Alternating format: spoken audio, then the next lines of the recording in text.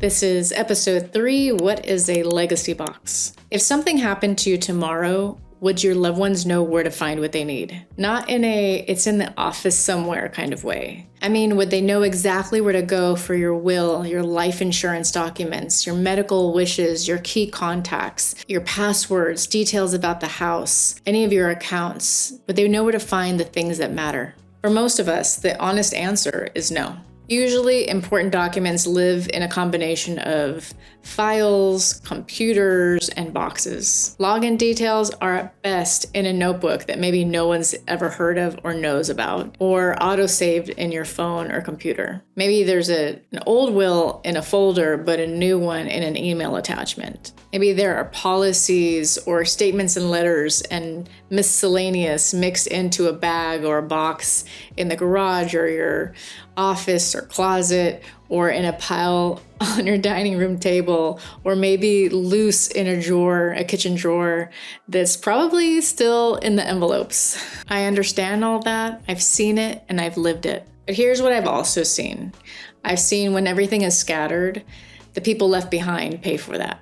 And they pay for it in stress, in conflict, and sometimes in dollars. This is why I'm a strong believer in a very simple tool, a legacy box. In this video, I'm going to walk you through what a legacy box is, why it matters so much for your family, and how to start yours even if you feel completely unorganized right now. This is not about expecting the worst. It's about creating one clear, loving place that says to your family, if something happens, start here. I've got you. Here's a scenario. A woman dies unexpectedly. Her adult children fly in. They're in deep grief. And within hours of their arrival, they are hit with a load of questions. Is there a will? Is there an executor? Did she have a life insurance policy? Where is that? Did she still owe money on the car? Or what did she want for her service? They think they know that she was on top of things and they were sure that she had a plan, but nothing is in place. So they start searching, pulling out drawers, pulling out boxes, flipping through notebooks, going through files. They try to log on her email accounts or to find any important attachments, and they find different versions and they're not sure which is the most updated. Maybe a family spends weeks trying to track down a life insurance policy that they thought existed, and turns out it was in a bag mixed with other mail and receipts. And they could have missed a deadline that would have cost him thousands of dollars. Or a family who overpays bills because they don't know how many subscriptions or bills that were on autopay or how many they actually even had. They don't even have the account logins to try to stop or cancel them. And it's in these moments where the emotional toll hits. Every decision feels like a guess. Are we sure this was right? Are we sure that this is what they've wanted? Are we missing something? And when people are grieving and guessing at the same time, it is really easy for resentment to start to creep in. Like, why didn't she tell this? Why is this such a mess? Why am I the one stuck figuring this out? And none of this happens because someone didn't care. Usually it happens because there was just no central system, no clear map. Okay. So what's in a legacy box? A legacy box is one simple thing, one place for the most important information your family will need if something were to happen to you or you're unable to speak for yourself. It can be a physical box, like a file box, or a digital folder system, or it can be a combination of both. The power isn't in how pretty it looks. The power is in the fact that someone you can trust can find it and easily follow it. Think of it less as a stack of documents and more of a roadmap.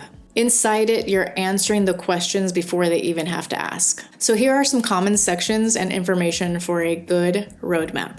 So you're going to have legal documents, a will, a trust, directives, power of attorney, medical directives, or a living will, key contacts, attorney, financial advisor, accountant, primary doctor, insurance agent, HR benefits if you're an employee, or anyone who actually knows how your systems work. That's very helpful in key contacts. financial snapshot, bank accounts, retirement investment accounts, credit cards, mortgage details, car payment, any other financial responsibilities. Insurances, so that means your health, your life, car, home, or renters, or any additional policies your family should know about so they can claim. And maybe you're adding also in there, if you already know how to file the claim, and your account number. Accounts and household. So this is like your utilities, your internet, your phone, streaming services, subscriptions, property taxes, and any automatic payments that might need to be paused or canceled. Access details. Instructions on how to access a password manager you might have, or where you store your critical logins, if it makes sense and it's safe. How to unlock your phone, your computer, any of your tablets, or any similar devices that might have important information on it. End of life preferences. Were you planning to be buried or preferred cremation or another alternative? What were your service wishes or memorial or funeral wishes? Are you an organ donor? Any notes that your family could use to help them feel that they're honoring you. Belongings and assets. A simple inventory of notes about major assets and maybe if any certificates of authenticity if you have them. Locations of safes or safe deposit boxes or any important physical items. And notes about who gets what for sentimental items. Personal notes and letters. Maybe you have messages to your loved ones. Any explanations about your decisions, or any handwritten stories or values you want remembered? Do you have a pre-written obituary? All of this is estate organizing and after-death organization, but it's human. It's not just legal language, it's actual guidance. You don't have to build every section right away. But by putting these pieces in one intentional space, you turn a scavenger hunt into a clear, step-by-step path. Why does a legacy box matter? First, it prevents a crisis mode chaos. Instead of tearing the house apart, your family and friends just go to one place. They can see what exists, who to call, and what the next step is. Second, it reduces conflict. When you've clearly documented your wishes and organized your information, there is less room for interpretation or dispute. That means less space for, but she told me arguments. That means fewer chances for siblings or relatives to end up on opposite sides of your decision. Third, it saves real money. A legacy box can prevent missed insurance deadlines, unpaid or duplicate bills, unnecessary legal fees, and delays in settling of the estate. Fourth, it just gives peace of mind on both sides. For you, it's the feeling of my affairs are in order, I know they won't be guessing, and I know they can find what they'll need. For them, it's, wow, she's thought about this, or he took care of us, or we don't have to wonder if we're doing the right thing. It's the opposite, the exact opposite of creating pressure. In reality, it's creating safety and the room to grieve. How to start your legacy box. If you're thinking, that sounds amazing, but I am nowhere near organized, I say to that, start messy, start small, start with just what you have, anything, but just start today. Here's how. Just choose the container, choose basic sections, and then just start with one page. So for that first step, you're choosing the container. That could be a banker's box, like a small cardboard box. That could be a plastic file tote. It could be an accordion file or a deep document tray. Whatever you have right now, that's what you're gonna go for. Even a structured bag, whatever you have. The only thing, just make sure that it's clearly labeled legacy box and your name, or legacy bag, or legacy station. Just make sure it's labeled so people know what it is and where to find it. If you prefer digital, you can always create a secure folder on your computer or in an online document file vault system. What matters most, that is, 1, it exists. 2, it's labeled. And 3, that at least one trusted person knows where to find it. So the next step, step 2, create just a few basic sections. So you're gonna create sections in your bin, and you can use envelopes, you can use file folders, or you can even just use a blank piece of paper just to divide each section. You don't have to start with 20 sections off the bat, just start with these first 5. 1, legal. 2, financial and insurance. 3, home. 4 contacts, and 5 your wishes. So you're going to use those envelopes, file folders, or labeled sheets of papers as dividers, and you're going to split them in these groups. So legal. What goes in legal is a copy of your will, a power of attorney, or any legal documentation for your end-of-life planning, your birth certificates, passports, citizenship papers, marriage certificates, or divorce papers, if you have any pre- or post-nuptials. Anything that's legal that you have a document for. So second category of financial and insurance, that's going to be all your bank accounts, account numbers, what banks they are, what kind of accounts they are. So that's bank accounts, credit cards, savings accounts, retirement accounts, or investment accounts. And then with insurances, it's going to be like your home, health, life, car, etc. And just make sure to have the account numbers, balances, and contact information of the companies. Category 3, home. So this is anything that has to do with your home. So any utility bills, just want one statement just so they have access to the account number and who the provider is. So that's your gas, water, power, internet, etc. If you have a mortgage holder, so a mortgage statement, homeowners association, property management, or a landlord information, anything that's recurring payments such as pool or landscaping, maybe AC, heat, what else? Pest control or home warranty, anything that has to do with your home.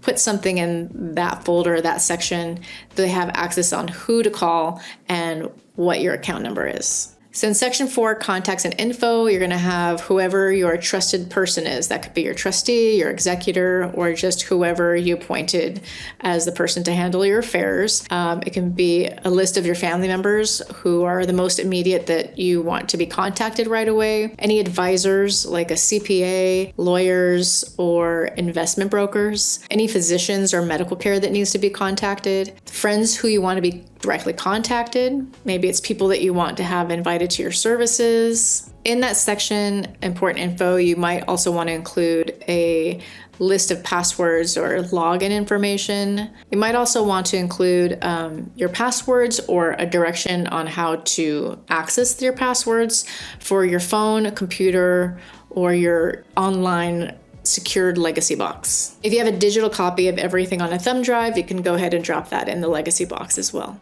Step 3 is start with just one page. So on this sheet of paper, all you're going to do is write your full name and your date of birth, your current address, name and phone number of 1 or 2 of your trusted contacts, name of your attorney or estate planner if you have one, and then just write where this box is going to be kept. Put this page at the very front if it's a clear box, or at the very top if it's a lidded box, wherever it's going to be seen first. Because if someone had to step in tomorrow, this page is going to be the one that starts to guide them. Step 4, label the box. I prefer labeling on all sides just in case it gets turned around, but wherever it is, it's basically to make sure that there's no question what this box is. You can just use clear, direct language, like open this box if something happens to me. You could put legacy box on there, but it helps with a little direction because it might feel intense, but it's actually very kind. Because in that moment, if somebody is in chaos and distress, this is the best thing you can do for them, is to make directions very clear as if someone's speaking directly to them. What you're doing is just removing doubt about what this is and when it should be opened. Step 5 is just add in layers over time. You don't have to build a perfect system in one weekend. Think about just we're doing this in broad strokes, and then refine as the more things get added and you want to make it clearer. Maybe next week you add a copy of your bank statements or a list of your accounts. And the following week you add a copy of your will or a draft of your will. Another day you maybe jot down your preferences for a service or a memorial. And maybe you might include notes on sentimental items to prevent future clutter and confusion. Another thing to think about is if you're supporting aging parents, you can mirror this process with them too. This becomes part of their planning for you too. One shared space, one shared understanding. The goal is not perfection. The goal is If my people had to take over my life tomorrow, this box is going to give them a clear starting point.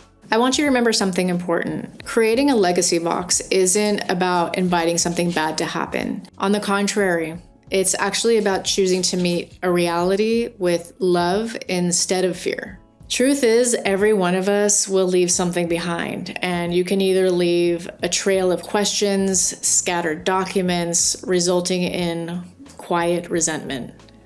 Or we can leave behind relief and clarity with a simple roadmap.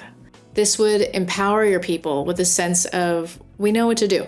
Taking the time to build even a basic version of this box is giving them one of the best gifts possible during a crisis. That means less chaos, fewer guesses, and more space to grieve and remember you.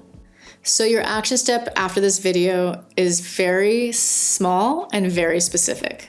1, choose your container. 2, create those simple sections. 3, write that first information page. And 4, label it so someone can find it when they need it.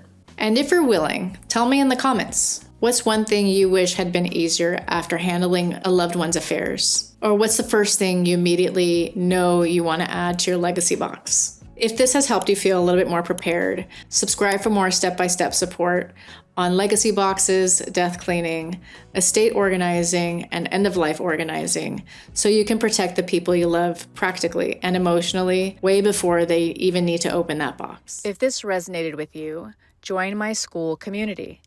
Click the link in the description or go to Skool, SKOOL.com/marigold-planning.